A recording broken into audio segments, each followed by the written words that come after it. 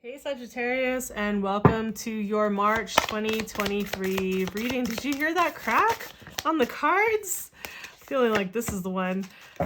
So we are taking a look at what is going on for this new to full moon for you. This is a collective reading for Sagittarius sun or rising sign. So I've been getting some really lovely feedback. Thank you guys out there who have messaged me and just said like, hey, it's helpful in a general reading to have a focal point. So I'm sticking with that. So here we have the 8th house for you. So what this is we're looking at how are the rest of the cards going to be a focal point? What area of life are they going to apply to, right?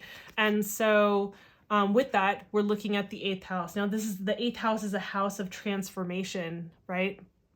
Transformation is similar to, we could say, the Tower card in the tarot deck, right? Like the Tower card is transformative, but it's kind of uncomfortable. And the 8th house can be really sensitive, and it can happen in ways that are not necessarily so comfortable. It's a house of alchemy and transformation. It's I would say a house of I was gonna say Firebird, but like the Phoenix, right? So this is the house of the Phoenix in my perspective, right? And so it also has to do, like, it's like death, sex, taxes, other people's resources, and the occult, like the mystery schools. So the realm of metaphysics, the realm of the occult, right? The occult is hidden knowledge. It's not something to be afraid of. It's not a crazy word, but people still have triggers around that. So, and we're talking about also like sex, the taboo, the fringe, like very edgy kind of experiences in life. We're also talking about other people's resources, which could have to do with like inheritances, taxes, the partnerships that you have with other people in ways that are like dependent upon each other, right? Like with resources, financial or otherwise. And then also this has to do with our transformative experience. Yes, it has to do with death in the way that like we could talk about death of our of our past selves or our past lives, our past iterations of who we've been in this lifetime, alone, without talking about past lifetimes at all, but just that transformational aspect. And that can feel really deep. It can go into the deep recesses of our psyche and like be going into the underworld. And so it can feel like we're dealing with shadows. And there's an alchemization that happens with this process. We can shy away from that and we can go destructive, or we can actually work with this energy and have it be transformative. So that is the theme of focus that we have for this particular new to full moon for you Sagittarians. Now, we are also going to draw on, I'm feeling this deck just for my Sagittarians. I typically, you guys will have seen this deck in my Cards and Cocktails readings. Feeling this card here. And I'm sorry, I just smile because it's so adorable. And like, what is the other spiritual advice that we are getting with that as well? So, and I will talk about some focal points that I feel are important for this particular cycle that we're in just a moment. I'm feeling like it's almost there. I can feel the card. What other spiritual advice do we have for my Sagittarius sun or rising signs? There we go. Okay. All right. So this is what we've got going on. This is my money deck. You guys, I'm sorry. I giggle every time because I think it's hilarious. So before we get into this, like, let's just talk about the fact that from new moon to full moon, this is when we're building energy. We're creating momentum to get that snowball rolling so that we get to that pregnant point of the full moon, right? So it's like the gestation period. It's building, it's growing in the womb. And then we have the burst, right? And then it goes into the waning phase. That's when the blood lets out and all of that, right? So that's why people are seeding their intentions, they're creating intentions. That's why everyone sets intentions at the new moon. It's what they want to create. But there's like, who gives a shit about intentions if there's no action, right? There needs to be a way of focusing this in a way that is relatable, grounded, pragmatic. And so when we are looking at this card, we're looking at where can you focus? How can you focus your time, energy, and attention for related to your life in this particular phase in this area of life, right? And then what is the spiritual advice that comes along with that? I'm having a hard time keeping my ring standing up. So anyway, so a couple of things that I want to bring up with regard to the astrological phases that are happening right now. So this, I'm recording these early so that the new moon readings are coming out on the equinox, which is on Monday, March 20th at 2:24 p.m.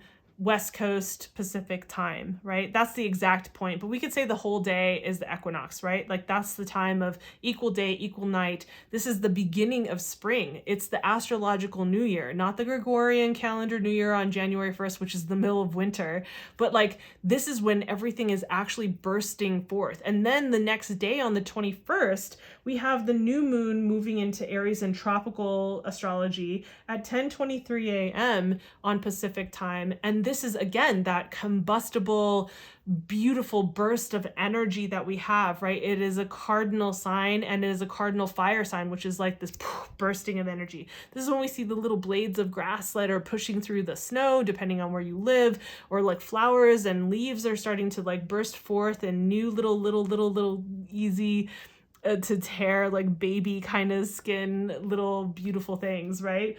And so we have all of this birth that's coming forth. 2 days later, we have Pluto moving into a new sign. It's ingressing into Aquarius in tropical astrology. Now, when we have a celestial body, because it's not a planet, but a celestial body like Pluto moving into a new constellation, a new sign, it takes approximately 20 years for it to move into a new sign every time that it does, which means that the change that happens when it moves into a new space like that is it has themes that affect the entire collective. It's an overlay, right? And of course, what happens in the external world, what happens on the collective level, all the changes that happen on larger levels are going to affect us personally, of course, and of course, whatever's happening in your natal chart. But this will move into Aquarius for about 5 to 6 months, and then it will retrograde back into Capricorn, and then it will move into, in 2024, it will move into Aquarius again and stay fixed into Aquarius for about 20 years. So we'll be talking about this a lot more, but this is happening this week. We get a preview of what our next 20 years from 2024 on are actually going to look like. And so we have the equinox, this new beginning, the spring starting, and then we have the new moon in Aries and that cardinal energy. And then 2 days later, we have this moving into Aquarius to give us a preview of the next 20 years. It's insane. Plus all the other stuff that's going on. So my intention with these readings is that you guys hopefully get some clarity about how to utilize, how to harvest this energy from this new to full moon. This probably won't feel like a typical new moon energy. It won't feel so fresh. Maybe this particular equinox might not feel so like liberating and like combustible, because there are other things that are happening in the astrology that kind of muddle it a little bit. So I'm hoping that this gives you some guidance. So let's take a look at how you can utilize this energy, how you can be in action, where you can put your time, energy, and attention into.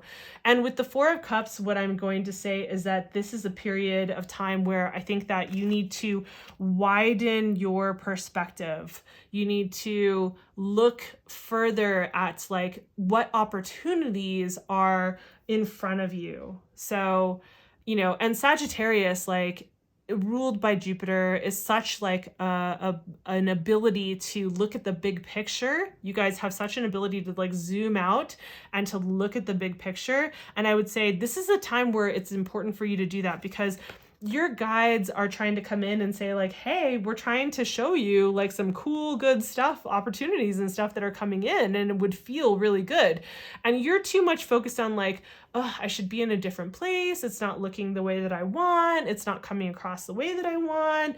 Like, I want it to be this way. Or you're feeling maybe complacent or bored with like the way it is. So it's like one or the other. Either you're complacent and bored and focused on like how it's not showing up the way that you want, the opportunities for the transformation in your life, or around your sense of like metaphysical or sex life, or like with money that's related to others, like it's not showing up the way that you want. Or you can look at where there are actually opportunities that you are trying to be handed, but you're just not seeing them. It could be in your blind spot. And so therefore, like there is this needing to like widen the scope, like open your perception, widen your perspective, so that you can have like see what's in your peripheral vision that you're not actually seeing, right? And then the other spiritual advice that you're getting here is the 7 of Wands, right? And so the 7 of Wands is really like, I see this as a card of like, yes, it's like you got to this higher ground and you're having to like hold the line.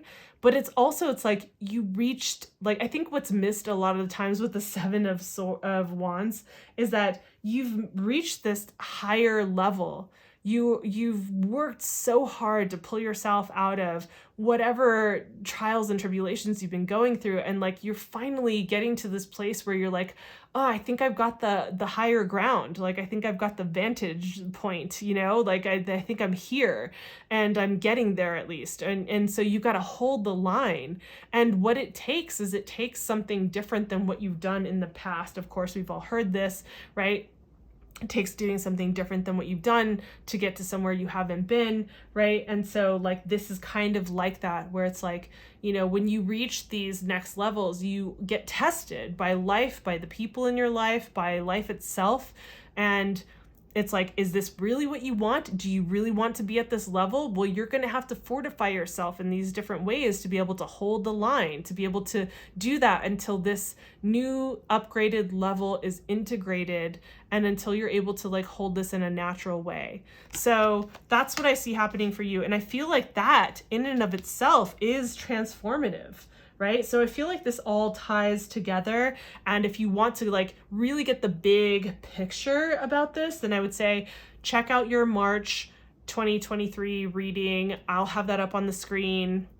So check that out. If you want a personal reading and you want to know specifically, that information is down below in the description. But also the April readings are coming out in just a few days here. So keep an eye out for that. Definitely hit the subscribe button, hit the notification bell so that you know when the new ones are coming out. So you can see like what is the progression. You can look at the month of March, check this out, and then look at April as well. So I hope that this is helpful. I'm wishing you so much clarity and ease in this period of time that we're in, and I will see you in the next video. Thanks for being here. Bye.